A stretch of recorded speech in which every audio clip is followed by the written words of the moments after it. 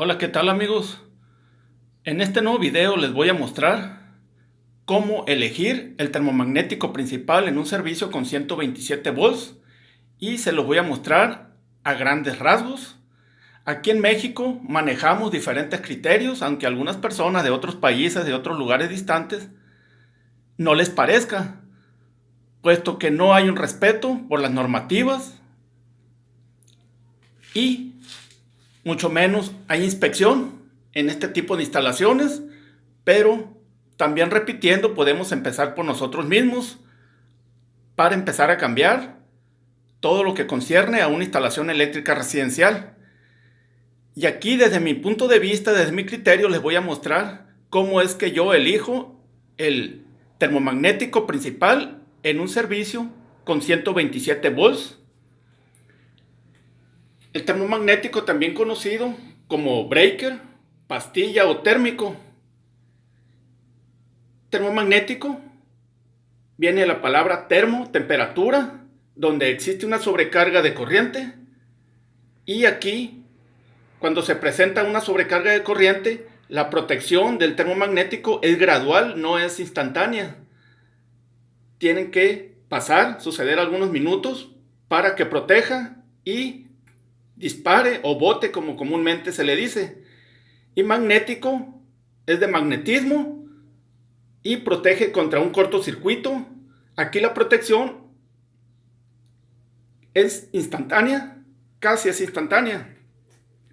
Ahora bien, antes de seguir, les voy a mostrar las diferentes capacidades del cableado en la conducción de corriente eléctrica en amperes, donde en calibre 14 tenemos 15 amperes, en calibre 12 20 amperes es lo que soporta ese calibre, todos y cada uno de ellos, el calibre 1030, calibre 840, calibre 655, calibre 470. Hay algunas tablas donde se maneja una pequeña diferencia, pero aquí les estoy mostrando esta pequeña tabla.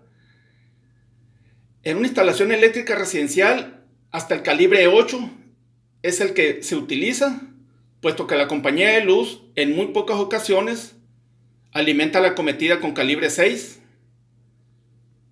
en el área residencial, a no ser que sea demasiado grande, que tenga mucha carga. Pero aquí estamos para el ejemplo, puesto que esto es un ejemplo. Estamos contando con un servicio con 127 volts.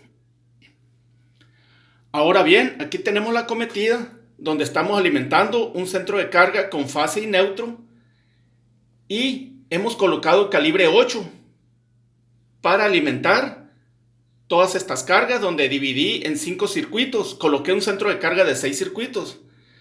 En muchas pequeñas viviendas, como en esta del ejemplo, no cuentan con un centro de carga y todas las cargas las conectan en la misma instalación interior y la protegen solamente con el termomagnético principal, y es donde empiezan a tener problemas, se empieza a proteger, a disparar o se empiezan a quemar algunos cables.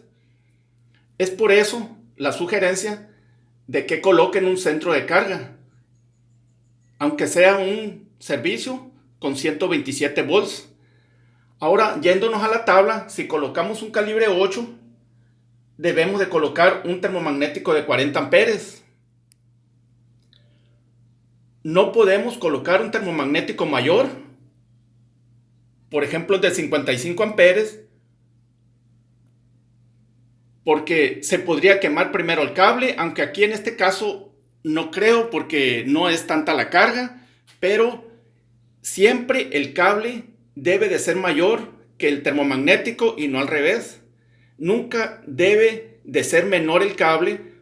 Por ejemplo, nunca colocar calibre 14 con un termomagnético de 40, porque primero se va a quemar el cable.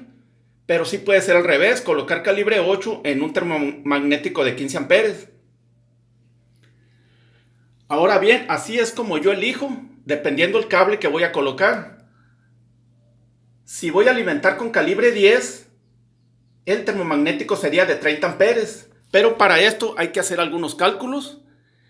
Y aquí ya los tengo hechos, donde una lavadora me consume 1200 watts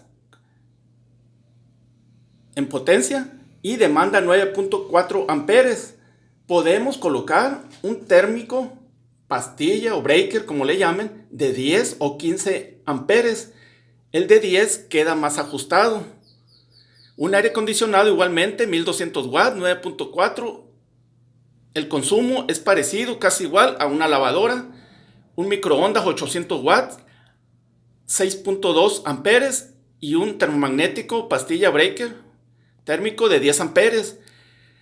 Y aquí en un solo circuito coloqué un refrigerador, televisión y una licuadora para el ejemplo. Y en conjunto me consumen 1500 watts.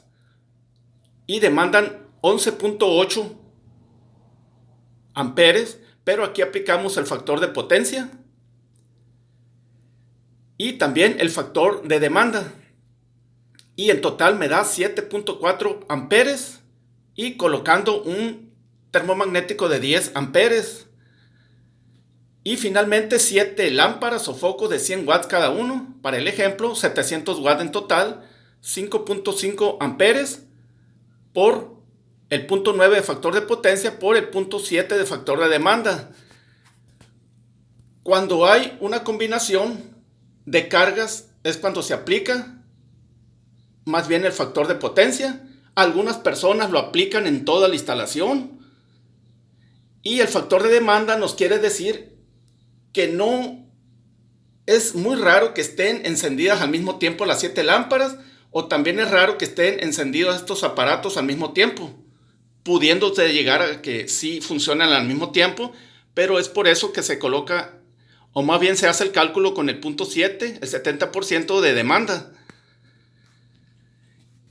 Y algunas personas también me han dicho que si el termomagnético principal se elige sumando todos los térmicos del interior para elegir el principal, y no es así, puesto que si aquí sumamos serían 10, 20, 30, 60, si colocamos los dos de 15, serían 60 amperes en total, y si aquí colocamos uno de 60, ya no nos protege el cable.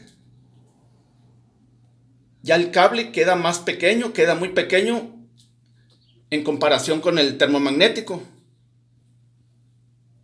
Aquí la función principal del termomagnético es proteger al cable, en primer lugar, al cableado, y de la misma forma a la instalación eléctrica. Un termomagnético nunca va a proteger al ser humano. Por eso es indispensable la tierra física y un diferencial, pero aquí en México no lo utilizamos en gran manera. Todavía seguimos utilizando termomagnéticos y en muchos casos fusibles. Así, a grandes rasgos, quise mostrar cómo elegir el termomagnético principal con un servicio con 127 volts. Y vuelvo a repetir, se manejan diferentes criterios, no hay respeto por las normas, no hay inspección, pero podemos empezar a hacer cálculos, a estudiar todo lo que concierne a una instalación eléctrica residencial, que es el área donde trabajo, a la que me dedico. Nuevamente los saluda su amigo Antonio González.